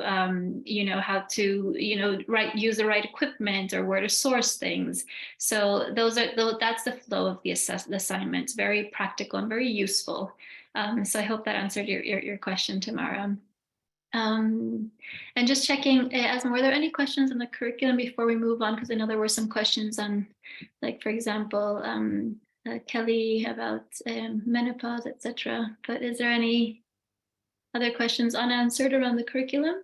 Well, the curriculum, we either covered it in the chat or I answered directly on the. So I think we can get into some of the other questions. Perfect. Well, thank you, Tamara. I'm glad that it was helpful. Let us know if there's anything that we haven't covered. So yeah, Roger, Kelly, who also was asking about the retreat, by the way. So she may be reaching out. So she had asked earlier about someone who has early menopause. What should they be eating and drinking, etc.? Well, that's a time where the yin energy is of a woman is re-coordinating itself. So with a concept in Chinese medicine about building blood, building yin, right? And so around menopause, it's very, very important to be building blood and using some herbs like Dong Qua, which is the woman's herb. And it really starts to smooth that transition. Foods that you have to be very, very careful about that just sort of damage the blood, like coffee and alcohol, right? Around that transitional time. So it is, we're always basically working on our digestive system with this concept of building blood, building chi, building life force, building healing energy every day, right? So when you get with the dishes that we teach you, some of the soups and the broths, particularly good is the soups and broths for that transition, but you really need some a bit of herbal medicine around that time to make that transition really, really smooth. So that gives you a quick idea of the time that we've got, and just watch out for cold foods, right? So now you're getting this idea of the temperatures of food. So it's not a good idea to be having a whole lot of raw food around that time, because that can create a lot of pain and stagnation in the body. So we're always sort of after that sort of neutral to warming, tonifying energy. So definitely get into your soups and your broths. Definitely be using your vegetables. If you're not vegan or vegetarian, it's very good to have a little bit of small portions of meat and soups and broths, because it helps to build the blood, right? And the woman's herb is Dong Qua. You can easily get that from over the internet, Chinese supermarket, etc. It's a blood builder, very, very good for the cycle, very good for menopause, etc.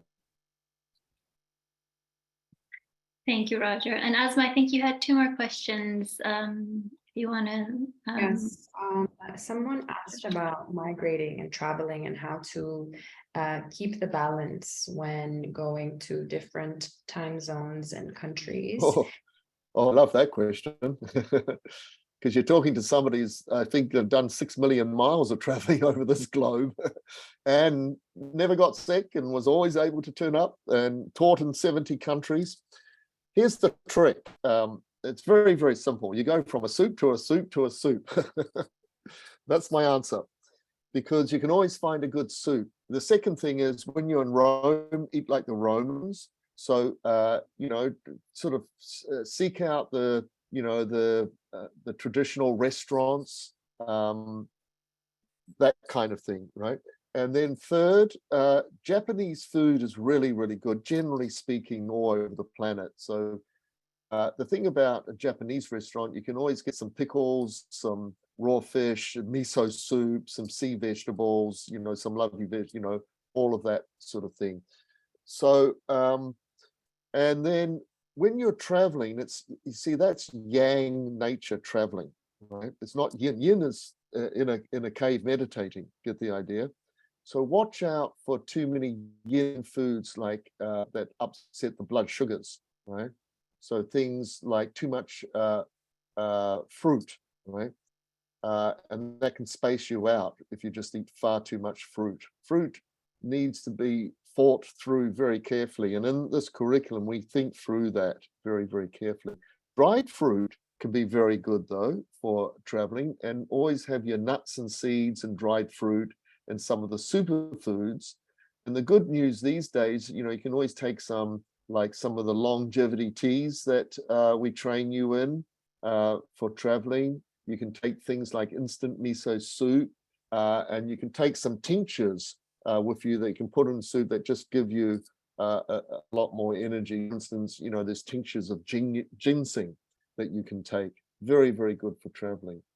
So yes, I've traveled to over 70 countries. I've put on tours to China, India, and those principles, remember, go from a soup to a soup to a soup. Second, check out what people, when in Rome, eat like the Romans. So when I'm in India, I go from a lassi bar to a lassi bar to a lassi bar. Right? A lassi is the fermented yogurt with the salty. Again, here's a lesson from tonight. When you're around a lot of heat, the salt has a cooling, descending energy to it.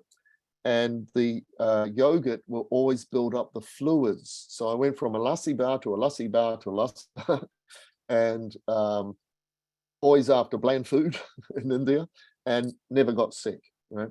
What does you in traveling is the poor quality oils they use in restaurants. Right? That's what does you in. Right?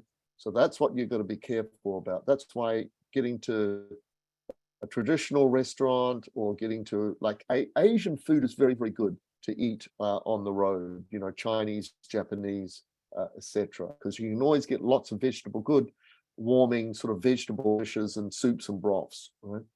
And then take your props with you guys. Yes, take your props, take your tinctures, take your energy, nuts and seeds for those times that you're waiting around an airport, and take your herbal teas, take your instant miso soup, take even things like some umabushi plums, because if you ever get any food poisoning, one umabushi plum it just wipes out any kind of negative bacteria going in. Right? So I love that question. Thank you, Roger. And we just had something come through from Ethan. Is it possible to overcome food sensitivities? Oh, absolutely.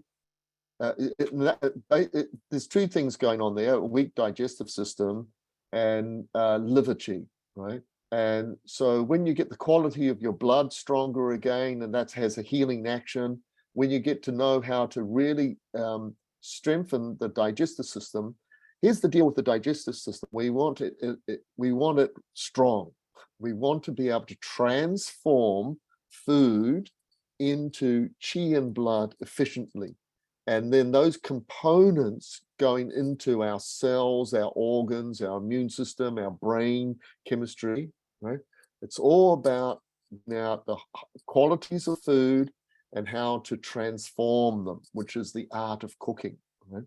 So when you do that for even a couple of weeks, you'll find that things start to change, because your blood chemistry has started to change. And then what happens, those sensitivities that you had in the past, they start to go away, right? Absolutely. Thank you, Roger. And I think, Asma, we had one question about if someone's living, let's say, in Dubai and they don't have, the pronounced seasons, like we shared in this presentation, then how would they be flowing with the eating with the seasons? Is that a question for Asma or a question for me? For you, Roger. I was just checking with Asma. That was one of the questions, right, Asma? Because Asma's from that part of the world. she might have a few clues for us as well. But I'm very familiar with that as well. But look, you have a wet season and a dry season. You can make those sort of adjustments. Here's another deal. You figure out what people did 100 years ago, before, or even just like 60 years ago, or you ask grandmother, what were you eating as a child? You see, in the last 50 years, things have gone crazy. After the Second World War, things just went crazy. And we got all these strange influences and, all the artificial foods and food travels all around the world now. Ask grandma what was she eating in, December, January, February, March. What was grandma eating in the wet season and the dry season? And some of those traditional dishes have a lot of wisdom to them, right? So so you do that first, and then you can then bring in what we are teaching you in the curriculum, or some of the more healing foods. Like you can use miso throughout the year in those climates, but some of the misos are a lot more lighter, like the white miso you'll want to perhaps use in the wet season, and then there's others that you can use in the dry. Some of the herbs that you start to learn are very, very good for getting rid of that damp heat that you can get in those seasons, and that's why people put like a little bit of chili, because it opens up the pores and it helps to deal with the sort of the damp heat environment. So yes, this is always a process of refinement that you'll learn from the curriculum and cultivation. So yes, we go with the 5 elements. We're going through like a more like temperate seasonal climate where most people live, but you can easily start to bring that into more like the people who live around the equator, for instance. It's not a problem. We've had students from Indonesia and all over the planet, from Lebanon and from Egypt, and you name it, and they easily start to figure out how to adapt it. Thank you, Roger.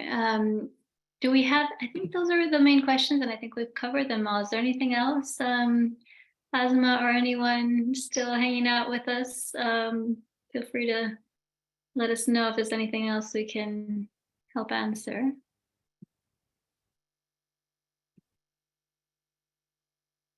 Okay, so it sounds like we've covered good ground. We have been recording. There's a question about fats and oils and what they did. Did you see that question? I didn't catch that. No. So yeah, if you've seen it, Roger, then absolutely, please do take a moment. Yeah, that's the last one I think that you need to answer. So just what do fats and oils do? Well, it's a big conversation. What are the high quality fats? So we cover that very, very well in the curriculum, because it's vitally important to get knowledge about that. But what I said in my presentation in answer to this question is fats and oils build up the hormonal energy of the body. That the basis of all hormones is the fats and the oils that you eat. also we need cholesterol. We need to build up cholesterol. Yes, it's a problem if it gets too much, but cholesterol is very, very healing to the body, and that comes from, it's a problem if you don't have enough cholesterol, right? And that of course comes from fats and oils. And then what I said is that's the way you also build up the deep yin energy. Yin is things like the fluid of the body, the essence of the body, the blood and the jing of the body. So the fats and the oils are very, very important for that.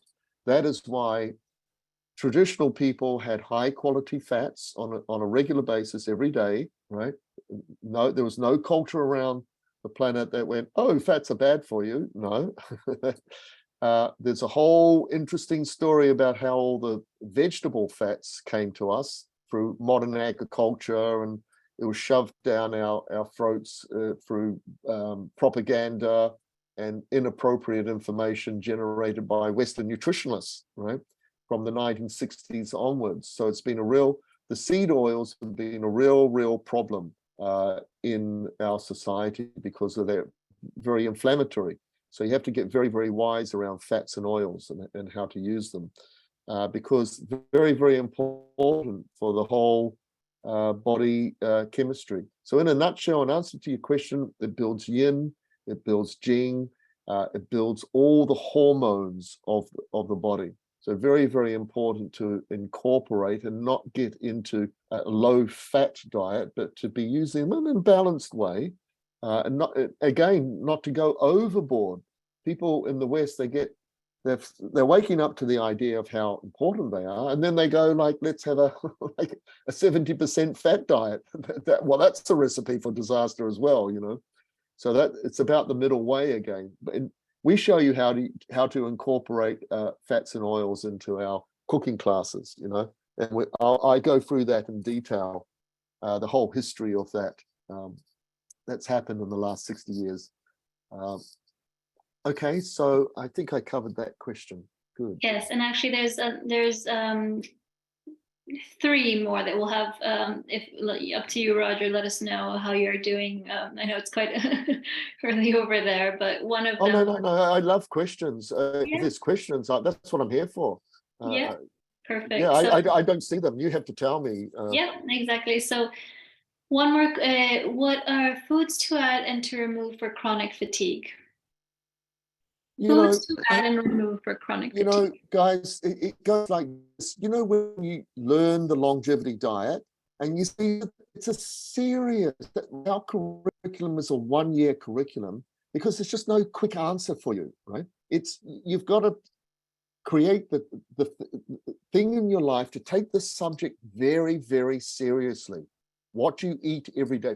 I did that 40 years ago or 45. I went like, wow, I'm going to understand this because it's something you do 2 to 3 times a day, and nobody had any knowledge about it. And you know, you got to take it seriously. Right? So that's the first thing. Then what you learn in the curriculum heals everything.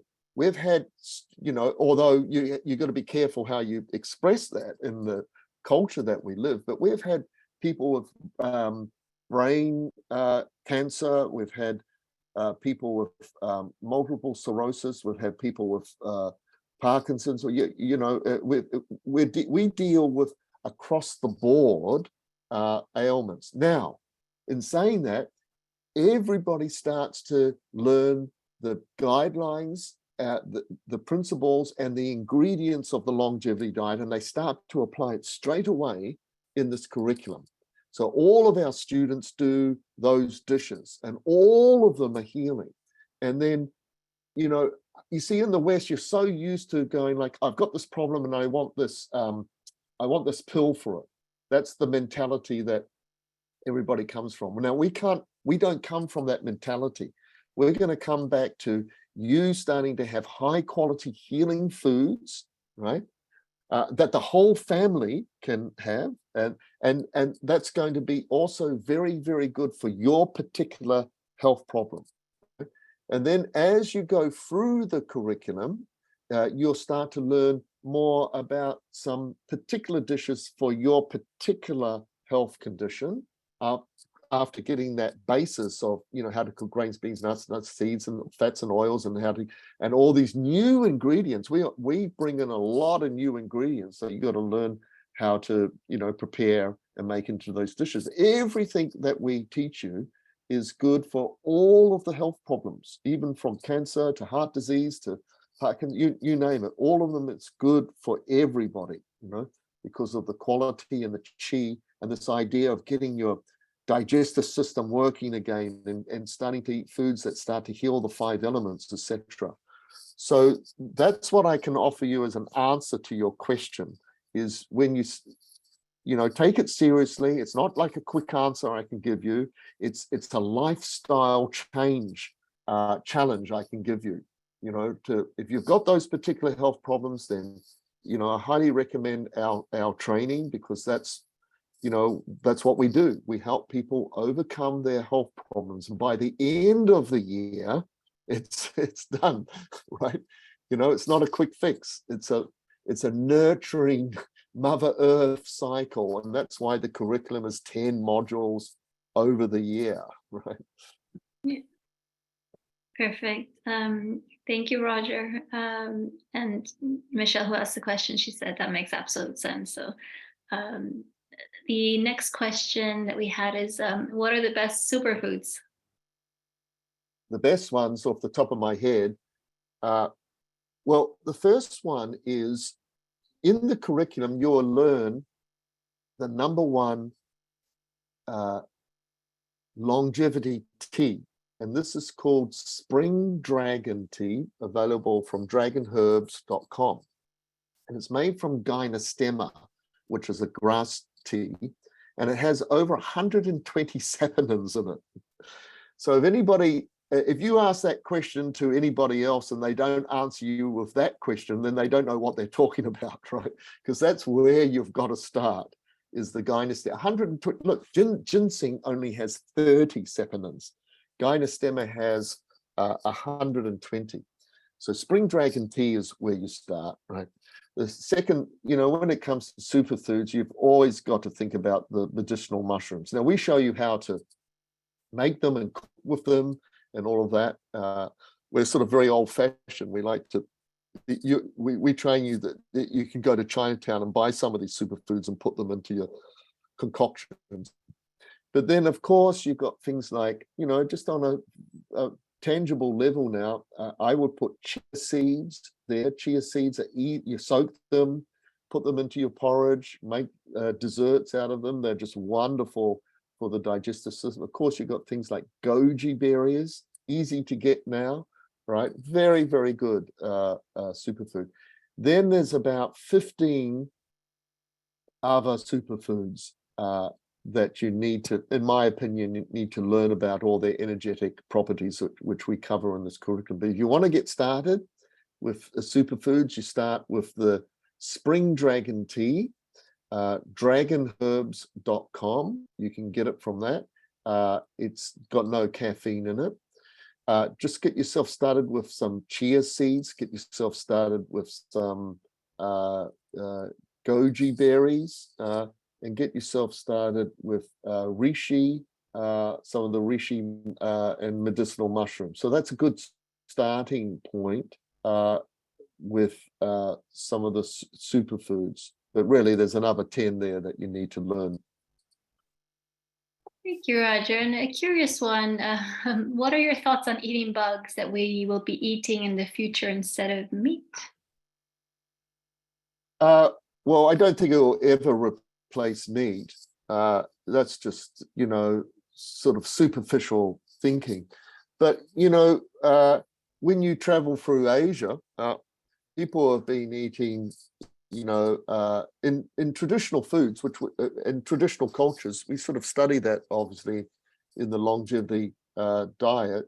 And of course, those insects and bugs, like in Australia with Aboriginal people, they were really good at being able to capture them, even things like moths, bogine moths they had, and they're actually quite delicious. I have a very good digestive system, but I don't like the idea of eating bugs and insects every day personally, right? And I don't think it's going to replace what we call regenerative and really, really good farming practices, right? Because that's also the way you rejuvenate a farm. And it's called permaculture, right? Where you get a good balance between the animal world and the vegetable world, and they both work together, right? Now, then, there's some interesting things coming out like mock meat and all of this, but when you look into it, it's, I wouldn't suggest you eat it because it's full of chemicals and flavor enhancers, and it's like headache material, right? So I don't quite know the question. Is it going to replace meat? No. Or fish, we just have to get better at rejuvenative agriculture, and that's something that I've also been personally involved in. Is it good to experiment if you're up for it? Absolutely. That's very nutritious food. Insects, very high in minerals, right, and very high in amino acids, right?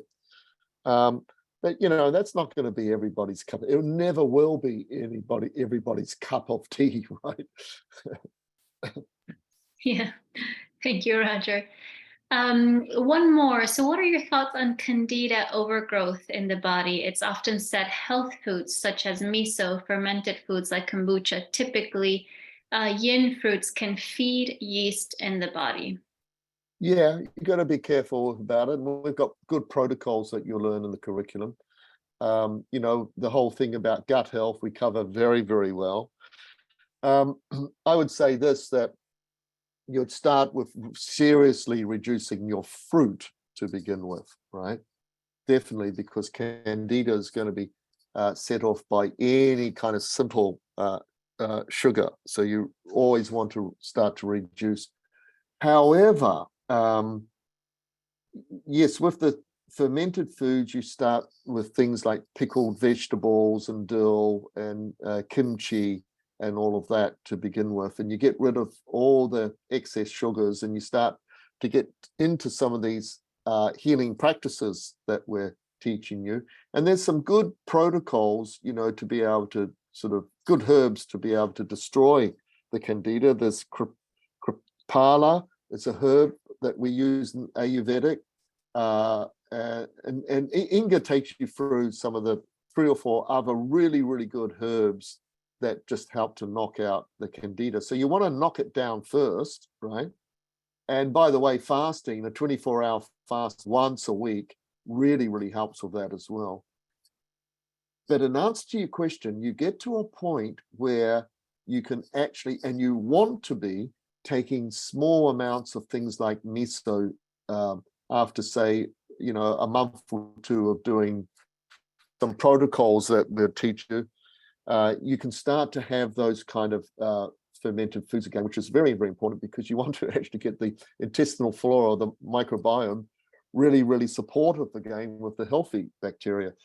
So in answer to your question, yeah, to begin with, you have to be careful with some of those foods, absolutely. Start to reduce the sugar and the fruit, get onto the longevity diet, get into some of the herbs that and protocols that clear that out, and then you're able to then replenish things better. Yes. Thank you, Roger. Palbiaco, just so if it's a problem that you got, Tripala, Pala is a Ayurvedic herb, very, very good, and Palbiaco.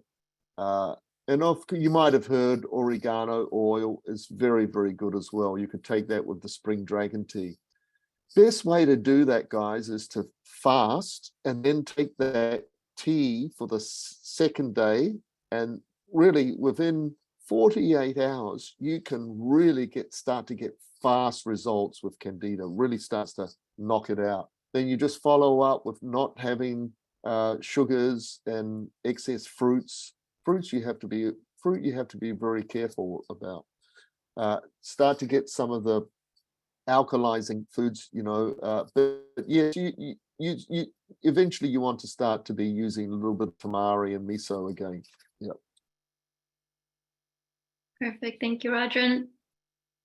officially the last one, which is in line with that, is what are the best remedies for good digestion? I know you've kind of touched on a few elements already, but if there's anything else that you wanted to add.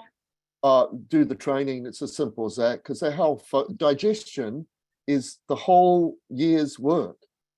The food as medicine is about really strengthening the digestive system. We have this concept called spleen yang, and the ability to trans food into blood is the spleen yang energy. And there's a lot of food styles that just knock the spleen energy or the earth energy out. So our real focus is about the digestive system.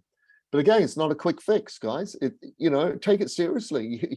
Get your act together. It takes a year's training for that. And then you've got that for the rest of your life that you can pass down to your children's children's children, so that your family and your lineage and your descendants will not get degenerative disease. They will have the practical skills to live a long, healthy life. That's why you got to take it seriously. It's not just like a quick fix, a little touch of information is going to do the trick. No, the thing about food as medicine is also like introducing new ideas. Is like you got to follow it up with practical work. Otherwise, it's just information going in at one ear and out the other, which is why I've built cooking schools for the last 40 years. You got to follow it up with, okay, we're going to do this dish, we're going to do this condiment, we're going to do this. That's the way you heal yourself, right? With practical, tangible things that you can start to do on a regular basis every day. And that takes coaching and teaching and practical skills that you've got to develop. Like any other skill, you've got to apply yourself over a length of time and take it seriously. And that's also my answer to your question, which is why we set up the curriculum and why we got the best teachers on the planet to be able to achieve that for you, in a year's time. Yeah, absolutely. I couldn't agree more. As someone who came into the training with a lot of digestive problems that were actually coming into the symptoms of chronic migraines, literally taking medicine every other day before I did this training. And I spent the entire year focusing on my gut healing, because that is the foundation of everything that we teach at Academy. And because it's one thing, to just read a blog here, read a book here. When you're in the container of a school, you're constantly being fed with the motivation and the excitement to try these dishes, to heal, as you're eating and sharing. You're, doing this with your tribe of, holistic health, basically aficionados, if you will. Everyone who comes in and trains, they're like you, and they have the same story and the same passion. So it's just like everyone is supporting one another. And it is, I can't imagine having done that transformation in my health and how I looked after my digestion and just my overall life without the container and the holding of this curriculum. So absolutely, it's very important to look into it in that way, and gift yourself the opportunity to be nourished and empowered in healing yourself. So do we have a whole blog on digestion in our website? And there could be, if you're feeling tired after lunch, there is, sometimes your blood sugar levels are dropping. So it's kind of, in looking after your digestion and making sure that you're like Roger said, doing things like having soups and, especially if you're have a troubled system, then making it really digestible and very easy to look after.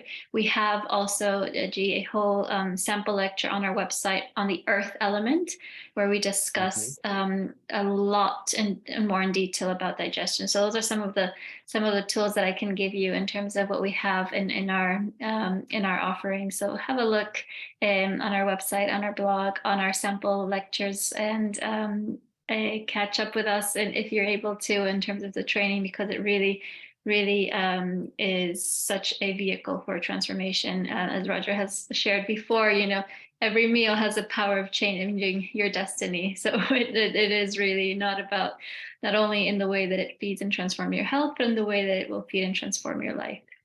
So that is all for us today. Thank you so much. Yeah. We're so happy to have stayed on with you and answer all these questions. Thank you so much, Roger, for sharing all your wisdom. It is truly well, I'll see everybody in June. Remember, it all starts in June, and then I'll see you everybody in July at the summer camp. Exactly. If you do both of those elements, truly you'll be in for an incredible transformation in your health, and it'll be such joy and such fun. So thank you, Roger, again. Thank you, Asma, for hosting and holding space for everyone here, Christiana behind the scenes, and to everyone who's stayed on for almost 2 hours with us. We're grateful for you and grateful for your attendance. Truly looking forward to keeping you in the community. We host these often. We're sharing knowledge often. We're on a food as medicine mission, so come hang out with us. Really appreciate all your time. Take good care, everyone, and you'll be hearing from us tomorrow with the recording and any follow-ups to any questions. Okay. Take good care, everyone. Thank you so much. Such a pleasure. Be well.